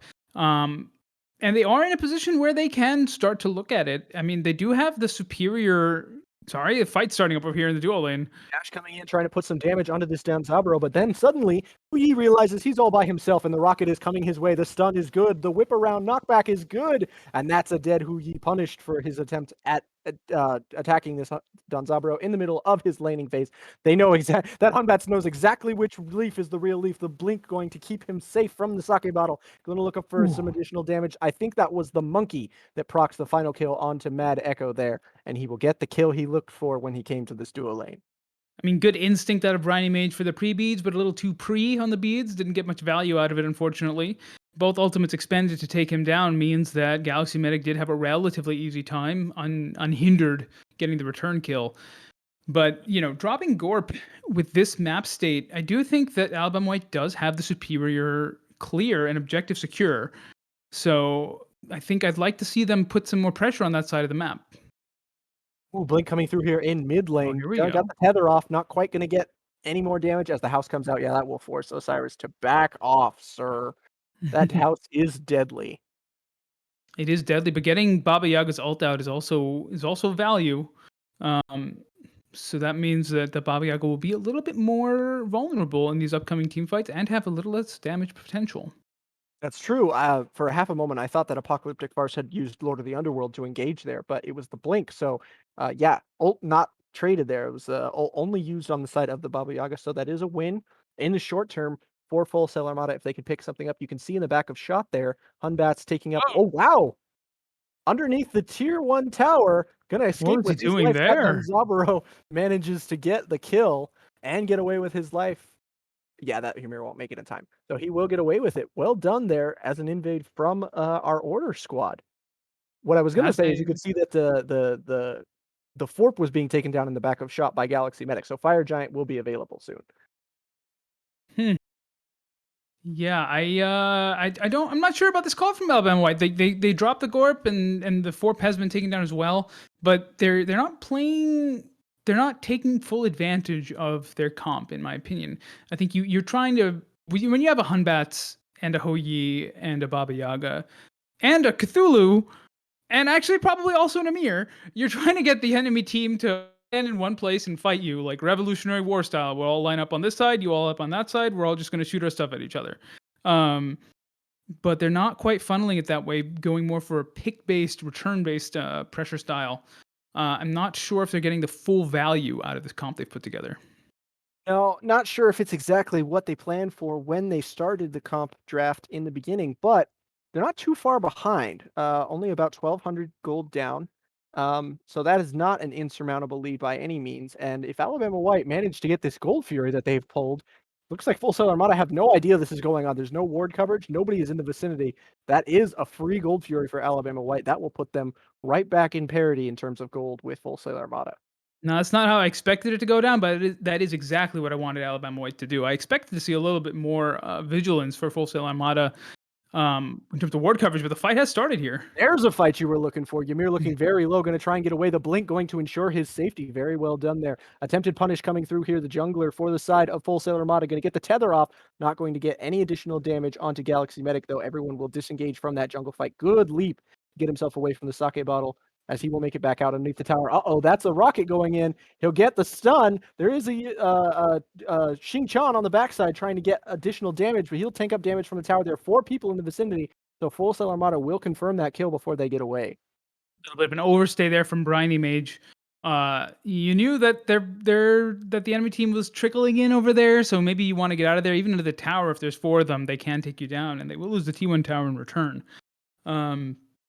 But yeah, I think Alabama White wants to continue to put pressure on these objectives, force Full Sail Armada to fight them as 5-on-5, or just sneak them away, and they can take control of this game very easily that way. Try and invade this red camp. They're just a little bit too late, though, as the Emir had already cleared it out by the time they get there, so not much gain for their efforts. Most of the players from Alabama White are actually having to spend their hard-earned gold. Look at those player damage charts. The Danzaburo at 6k, and the next closest is the solo laner Cthulhu with half his damage. Though on the other hand, you do see that the first player damage position is Full Sail Armada. The next 4 are Alabama White. So the rest of Full Sail Armada are not getting that much damage onto the enemy team. And you do see the Danzaburo has opened up a lead for a 1-level lead. The Xing Chen is up by 1. Hunbat's up by 1 in the jungle. And it looks like what was briefly a 2 or 3 level lead actually for the RDO has been close to 1 level lead over in the solo lane. A little bit curious to me. Every time I would dash over to look at solo lane, I feel like Ardio is getting completely bullied by the Cthulhu, but well played. She is actually maybe just being part of those kills, something like that, involving her in those fights, giving her that level lead that she's looking for right there. And Alabama Okay. White will confirm that Pyromancer, not the tick damage from the Merlin, as I feared for half a second there. Yeah, I thought that was going to be a steal, but it didn't turn out to work out that way. It was a fight starting up here on Cthulhu. fire. Yeah, he's going to look for some damage, trying to punish this Xing Chan for getting so close to his backline. Maybe getting something here just a little bit. Little pull in from the Merlin, maybe trying to get some additional damage. Nobody going to quite go down just yet, although, wow, that Osiris is very low. The punish coming through. Whirlwind of Rage and Steel might try and find something thrown underneath the tower and locked in. This poor Ymir is going to go down to Tower Fire. Credited with the kill will be this RDO, and the jungler for Full Sail Armada will escape back underneath his tier 2 tower. So big win for Full Sail Armada coming out there. Get a kill and manage to save your jungler all at once. Yeah, Alabama White, just a little bit of a desync there, taking that fight split up, Baba Yaga ulting one place, Cthulhu ulting in another. By the time they meet, Baba Yaga's ult is over. Not getting full value out of the comp that they need to. Over in duo lane, we've got another squabble coming out here. Huyi trying to look for something, but the disengage using the 3 of Danzaburo will make sure he gets out with plenty of time and health to spare.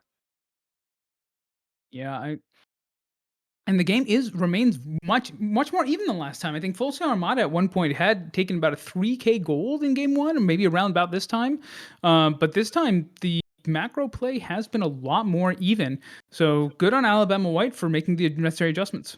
Yeah, pretty much the goal deficit. Oh, as we see Briny Mage fall over in that duo lane. Well played in the 1v1 to Mad Echo on the Danzaburo. The difference in gold that you see here, barring that kill that we just saw from Danzaburo, is pretty much in the 2 towers that have fallen down. There's like a 1.5k difference in gold thereabouts, and before that kill, there was 1.5k gold missing from those towers. So short of the damage to structures, gold taken from camps and kills is relatively even, despite the fact that Alabama White are 5 kills down. I do think this is the second time in a row that Mad Echo has gone Transcendence first and Briny Mage went second, and as a result, Mad Echo has the fully stacked Transcendence while Briny Mage is still stacking his own. Though this time Danzaburo is alone in the crit build, I think. Or no, excuse me. Yeah, Danzaburo was they had Merc last time, right? So Merc was going crit also. So this time, maybe going to see a little bit more value coming out of either the Osiris or the Danzaburo, depending on which one of these players Alabama White decides to try and counter. Yeah, it is interesting. I also feel like Huyi, just based on his kit, has a tougher time getting stacks on his Transcendence. There's a lot of burst damage on Danzaburo that allows him to pick up those minion kills he's looking for. So even though it's only a difference between first slot and second slot in that item, I think the reason we see Danzaburo getting his Transcendence online so much faster is just because he can afford, he'll throw out his bottle and then his bags of money, and that just gets all the minion kills he's looking for. This is the right call from Alabama White, trying to force a fight here around the Oni Fury, one of the more important objectives to take. But Full Sail Armada are here this time. Getting close. Oni Fury very low, though. I'm not sure who's going to pick it up. Full Sail Armada will steal it away. Maybe with the Suns, maybe with the tick damage that was Oh, sorry. The Suns are on the side of Alabama White, so it might have been the tick damage from the Merlin. Fight breaks out here. Everybody transforming into ultimate. Mad Echo is going to be the first one to go down on that Danzaburo. The jungler in this Osiris going to be retreating for his life. Xingqian goes away off screen, going to lose his life. Damage coming out from the Cthulhu. Too good. That's 3 kills going the way of Full Sail Armada. 4 kills. Only Pie Flavor is going to be able to get himself away, and that's because he wasn't in the fight. It was a 5 versus 4 the entire time, so while Full Sail Armada do get the Oni Fury, they are punished heavily for invading. Yeah, I'm not sure about that trade. Unfortunate that Pie Flavor wasn't there was part of it. I think if you're gonna go in 4v5 like that and try to get the steal, you have to immediately just completely disengage. You can't take the fight, especially up against this comp out of Alabama White. 5v5 would be difficult to fight like that. 4v5 in the Gold Fury pit, I think we basically just saw the result of trying that. Yeah, it's been a bit of a hectic game. Every time I feel like one team is about to win, it seems like the other comes around and punishes them for their hubris, staying too long, attempting an invade, not having all their members there, and we just flip right back on our heads to somewhat of an even game state. I mean, there's only 400 golds difference in it right now for us. Yeah, I mean, that's pretty much as even can be here at 18 minutes into the game. And the Oni Fury, given that 4 members immediately died afterwards, completely mitigated and nullified. Uh, but I do think that this should be that fight should be a confidence builder for Alabama White. Uh-oh. Did he stop the back? No, he didn't. No, he did. He's good. Okay. That should be a confidence builder for Alabama White, frankly. I think, if you just get all 10 players in a spot and then have Alabama White just sort of put their hands over their eyes and throw down their ults, they're probably going to win the fight. So Full Sail Armada is going to have to play a more of a, either a pick-based, poke-based, or re-engage counterpunch style. And that's a little bit harder to execute. Yeah, I'm definitely going to keep my eye on players like Mad Echo and Binkelderg, whose damage will kind of spike more as the game goes on, making sure that they can get that out freely during those team fights, because they're very easy characters to kind of zone away. You put a frontliner in their face, they kind of feel compelled to back up, and then you've effectively removed them from the fight without even killing them. Ooh, beads and ultimate going to have to be used to get Danzaburo out safely there. He's actually using it to collapse onto Galaxy Medic and get the kill he was looking for. Extremely well played there as Full Sail Armada pick up a kill on a jungler who had pushed far too deeply into enemy territory. Merlin using the flicker, going to get himself away from the fire of the walking house. But in the backline, the fight continues. Cthulhu and the Suns both going to come down. Lots of damage pouring down onto the Xingqian. He'll have to be backing up underneath that tower. They regress onto the attempted backline of Alabama White, not quite going to find any kills. Looks like Full Sail Armada looking much weaker here in terms of health bar. I don't think they should push their luck. I think they need to just back up. You got your kill. Don't throw it away trying to get more than you deserve. No, absolutely. You got the kill, about a 1,500 gold lead. It looks like Alabama White is going straight for Pyro. Yeah, that makes sense. Galaxy Medic there making one of the cardinal mistakes, I think, of junglers. Which is that even though we are OP right now, you still can't go in 1v3 or be that far ahead of the team. You, as a jungler, especially an assassin, you don't want to usually be the first one in. You'd like to be second or third. Yeah, you really want an initiator on your front line, preferably your warrior, or your solo laner, somebody like that, and then you kind of follow up and you clean up the members that were brought a little bit lower by the initial engage. That's really where you'd like to be playing as an assassin jungler. Also, it's just kind of, you wave one hand in someone's face and then you slap them with the other one. That's what you're doing as the initiator. You wave the Cthulhu in someone's face and then you slap them with the Hunbats from behind. So a little bit of an a little bit overzealous there, but now Savage 007? Speaking of getting slapped from behind, he was extremely deep into enemy territory there, pushed all the way up behind the Fire Giant. Not enough follow-up in order to punish him, though. Only going to be dropped down about 20% of his health bar. So now both teams doing our classic 20-minute Fire Giant dance. Going to be gauging for position, looking to place wards. Attempted invade coming in here. They're not interested in the Fire Giant. Alabama White want to fight, and they're getting exactly what they're looking for. Full Sail Armada dropping one immediately. Galaxy Medic has dropped low, but he'll be able to get himself out to safety for the meantime. Jungler's trying to position in to get on him. The blink comes through. Holy cow, the Artio going to try and sacrifice herself to get the kill on the enemy jungler. Not going to get it. Dashes away, then uses the blink. The Rope-a-Dope going to make sure he gets himself away safely there. And now the remaining members from Full Sail Armada are going to have to back up after losing their damage carry in Mad Echo. And full set Armada, if anything, getting lucky there. You cannot take a fight against Alabama White in these choke points. As we just saw, there's just too much disruption, too much damage in big circles coming down from Alabama White. And, good on Full Sail Armada for only losing one, but losing Donza right before a Fire Giant? I don't know about that. Not exactly what you're looking for. Now it puts Alabama White in a position where they feel much more comfortable pulling this as they have a man advantage.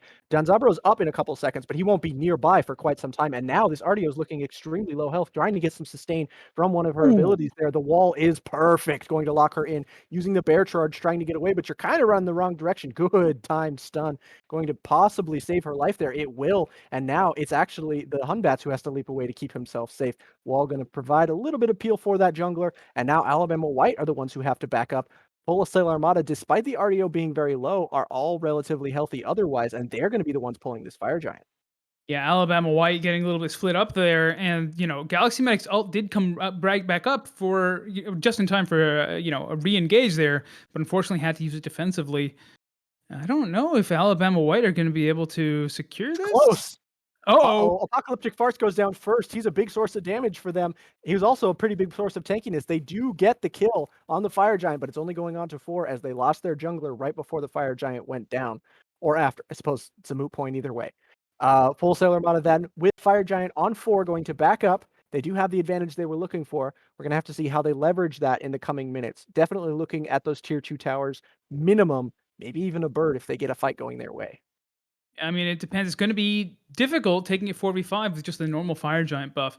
And Fire Giant, this whole set has just not been kind to Full Sail Armada. I don't think they managed to. They didn't get a single one in game 1, did they? Maybe one. Like I honestly don't can't think remember. I know Alabama White had Fire Giant to close the game out, but I can't remember if anyone got one before that. Pretty sure they also stole it away early, and then also this objective fight is starting up though, so maybe we should talk about that. Maybe we should talk about that. Things happening in front of our eyes take precedence here. Alabama White taking the Primal Fury, getting the steal away as Full Sail Armada had done the pull and most of the work. That is absolutely a steal for Alabama White. They will take that happiness and time to spare. In the freeze in the backline, going to get off onto the RDO. That's going to be a dead RDO. She's trapped in. No, using the bear form to escape away. I forget how tanky just that god can be. On the backside, they're trying to chase away everybody from Full Sail Armada. The peel is amazing from the Cthulhu, going to make sure that a lot of these squishier characters get away. A couple people are still low here underneath the tier 1 tower, but I don't know if there's quite enough dive characters in position in order to get the kills off. Yeah, Alabama White will get away for their with their crimes. They stole the fury they were looking for, but they'll lose these towers in response. Right, and it's a primal fury, so not necessarily the same value that you get out of the Oni. And we are seeing the power of that Fire Giant, even only on 4. Look at those health bars. Any that were low are pretty much sustained back up already, whereas Alabama White all had to back to re-engage, and they will be re-engaging under their own T2s. But that is a little bit of a heat check that Full Sail Armada can win these fights. Yeah, it is going to be difficult for them to keep an eye on that as the game goes on because there's just so much happening in these fights. Look at that. I mean, the Whirlwind Rage of Steel going to yank and pull the Ymir back into the rest of Alabama White, using that as a disengage, not an engage. They're running for their lives now, our Full Sail Armada, despite the fact that they're the ones with the Fire Giant. Sun's coming down, going to lock down and take out the Xingqiang. He's the support, so he did his job, trying to provide peel for the members that you definitely don't want to lose on these carries. The Cthulhu Transform comes out, the damage from the house coming out as well, starting to just throw as much damage as they can at Full Sail Armada. They make it back underneath their tier 1 tower. The Osiris wants to punish for continuing even further. Not quite going to get what we're looking for. That Hunbats will manage to get away. Full Sail Armada disappointed they can't pick up that kill, and now they're starting to push back. Soup 22 is going to go down. That's unfortunate for Full Sail Armada as they were trying their hardest to stay alive underneath this tower. That is going to result in a little bit of a calmness for just a moment now. Everybody going to reset. I think Full Sail Armada going to catch their breath, go back and heal up just a little bit. I mean, there's nothing on the map except Pyromancer and Draugr. Fire Giant is not long for the members it's still on. The game is within 300, 500 gold maybe, which is nothing. That's literally at 26. That's nothing. There's nothing. I mean, maybe like a ward or two, maybe. This game is it's on a nice edge. Absolutely. I'm so excited. We get such good games of Smite to watch. Gold games, best games. I've been saying it for months. Anyway, we're excited to see how this goes here. Yeah, everybody just kind of backing up, resetting, taking their camps, respective camps. It's almost like we've gone back to, like 15 minutes game or something like that. We're like, objectives? What are those? No, we can't fight those. Partially because they aren't on the map right now. So everybody kind of reverts to type, gonna farm a little, gonna get some gold experience, just kind of buff themselves up, get ready for the fire giant fight. It's 3/4 of the way to being back up, but I suspect that's where we'll see our next major team fight. Absolutely. This is going to be a fire giant dance for sure. And if it goes on too long, it will be the EFG, which could spell the end of the game, depending on, depending on for either team who manages to take it, depending on how cleanly they take it. Now, in terms of ward coverage, we do see superior ward coverage slightly coming out for Full Sail Armada. Would like to see more wards around Fire Giant for both these teams, though, frankly. Just not quite enough vision to be safe. Yeah, I definitely agree with you. Playing without wards around Fire Giant is kind of just it's the game is coming down to chance, and you would rather have as much information as you possibly can.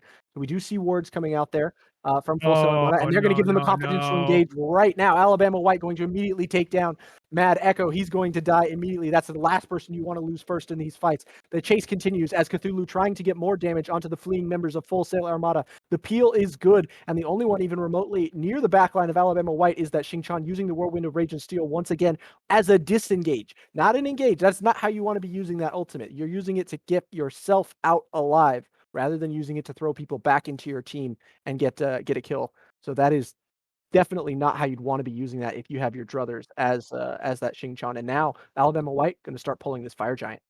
Yeah, so I call. I mean, Full Sail Armada effectively only has one ultimate left, and it's Lord of the Afterlife. Not great for Secure, but they are making an issue out of this. Want to stick around and try and fight this. A lot of damage going on to that Artio as she tries to steal away. No, they're going to turn and burn, take her down for trying to stick around their fire giant. They leave the fire giant to regen, and instead they'll take kills on the front line and the jungler of Full Sail Armada, looking for one more. The blink is good. Going to try and get more onto this fleeing Merlin. He has enough escapability with his damage and his teleport. He'll be able to make it out. The Xingqian just a little too tanky to try and punish. Plus, he doesn't have that much secure. He's not very dangerous. They're not worried about him. So now, after letting it reset, Alabama White will turn and take this fire giant. I don't think it will be enhanced. I think they finished this before 30 minutes, which No, is they won't fine. be It's able. a choice made, but They won't be able to delay it long enough. I think you can't risk them all coming back up. But oh no.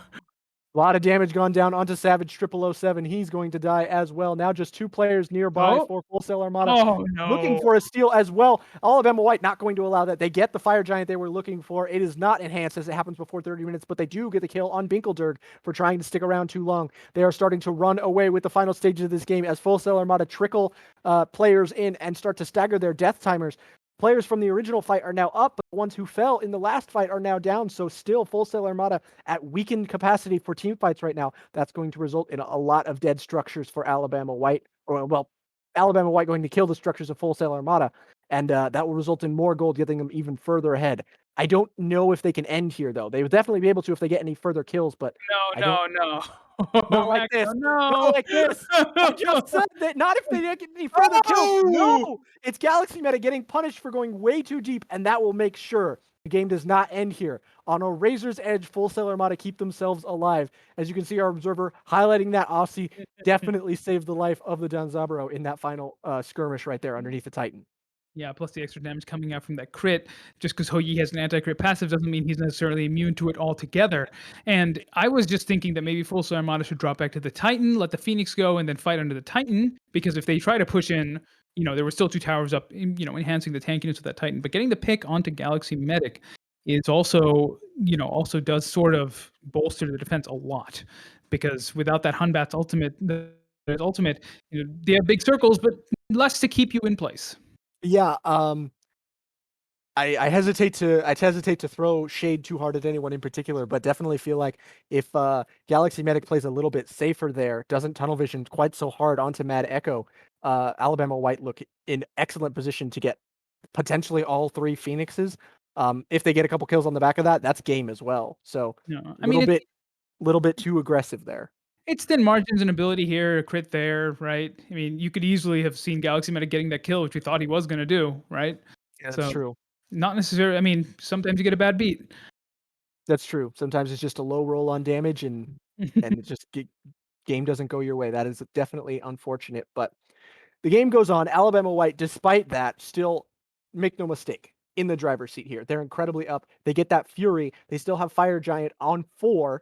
It's not enhanced, but that doesn't make it, it's still very powerful. Not something to sneeze at. And they're going to turn and burn down this tower, maybe even left side Phoenix as well, which, as we know, is very valuable Phoenix. So might result in them having a little bit more of an advantage. They even get the Pyromancer with Hunbats. They're taking everything off the map right now for themselves. Yeah, absolutely. I mean, that does signal to Full Sail Armada that one of their members is not there. But the previously even on gold, and they were previously even on gold, and after all this Fire Giant and fighting and structures and everything, Alabama White now has a 10,000 gold lead in the next, or excuse me, 9,500, close enough.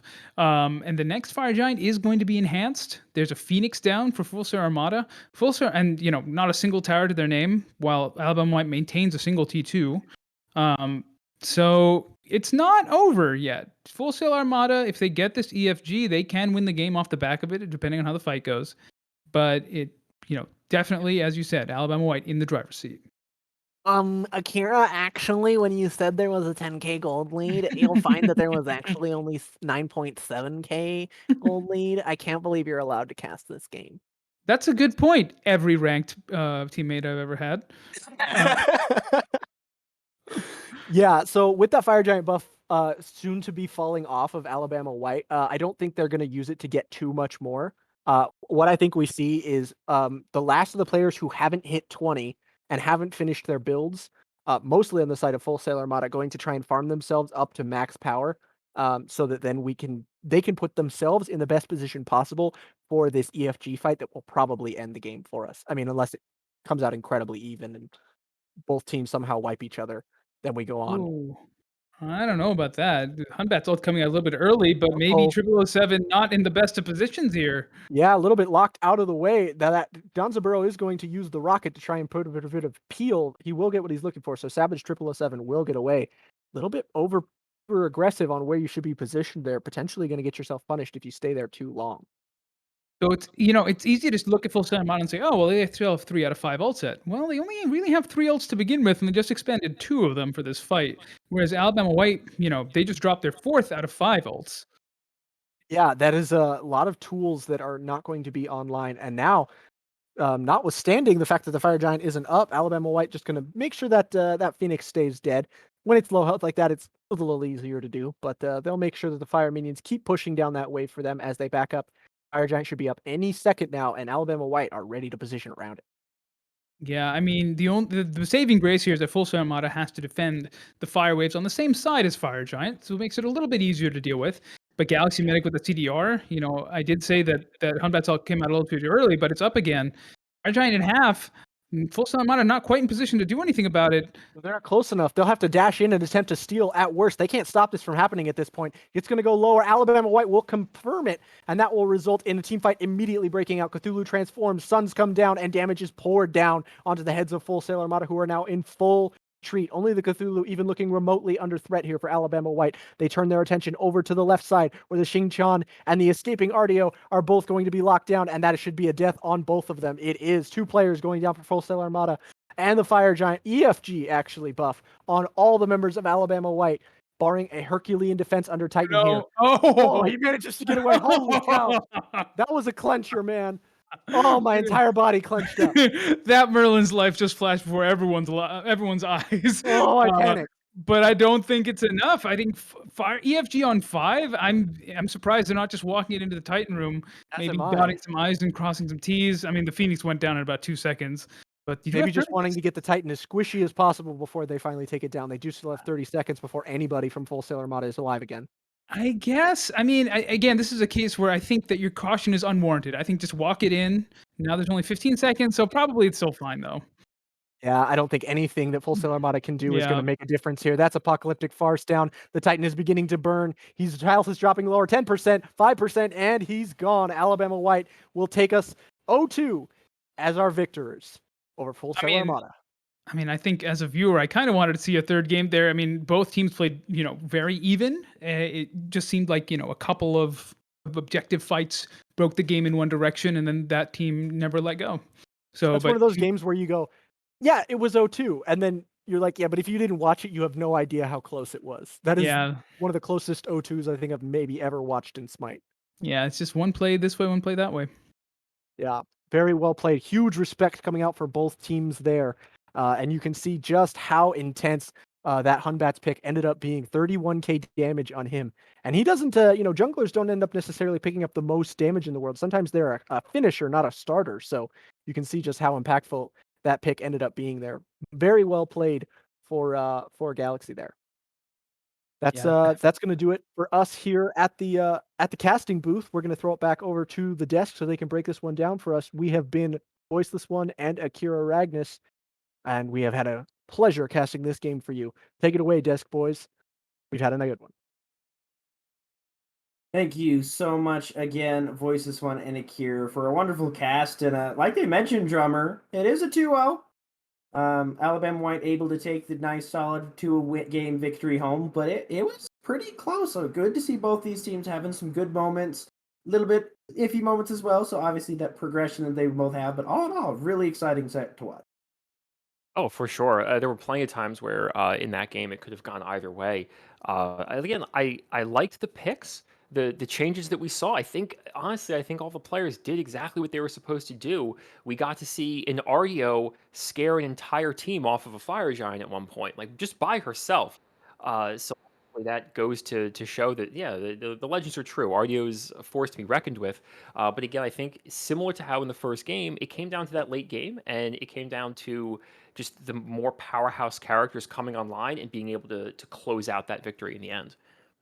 Yeah, and I think just that kind of Team 5 comp with the Hunbats and the Baba Yaga and the Cthulhu, where they could kind of take advantage of that, what was working for them, being all grouped together and using those, big ultimates to have an advantage and kind of be able to dictate how they wanted to play the game. And on the other side, for Full Sail Armada, there was quite a few moments, like you mentioned, which the Ardia, where they were able to kind of play their style, and it was really good. But I think for them, it's some good light for where they're going in the right direction. Give them some kind of moments of, okay, here's some stuff we can work on. Here's some stuff that we've gotten better at, where we're doing well on. So good on them for kind of that improvement. I'm excited to see both these teams as these few couple weeks keep going. Yeah, guaranteed. It's definitely we saw two very very good games, and I think great performances from both teams. There with you. But with that, that is going to end our cast for tonight. Thank you again all for tuning in for this week 7 of week 7 for Collegiate of Alabama White and Full Sail. Tune in next week. We try to have casts every Thursday, Saturday, Sunday, Monday. So tune in. Hopefully this weekend we'll get some more matches for you. And stick around because we got playoffs first week coming around. So we're going to bring you some exciting matches that are going to have a lot of meaning behind it. All these teams and players are always going to show out. Again, shout out to the Voiceless One and Akira for a wonderful cast. Drummer and myself on the desk. Thank you for joining me here again, Drummer. And of course, Narwalaby, the thankless one, pushing all the buttons and all the scenes behind us, bringing it to you. But with that, we wish you guys a good night. Have a great week ahead of you, and smite on.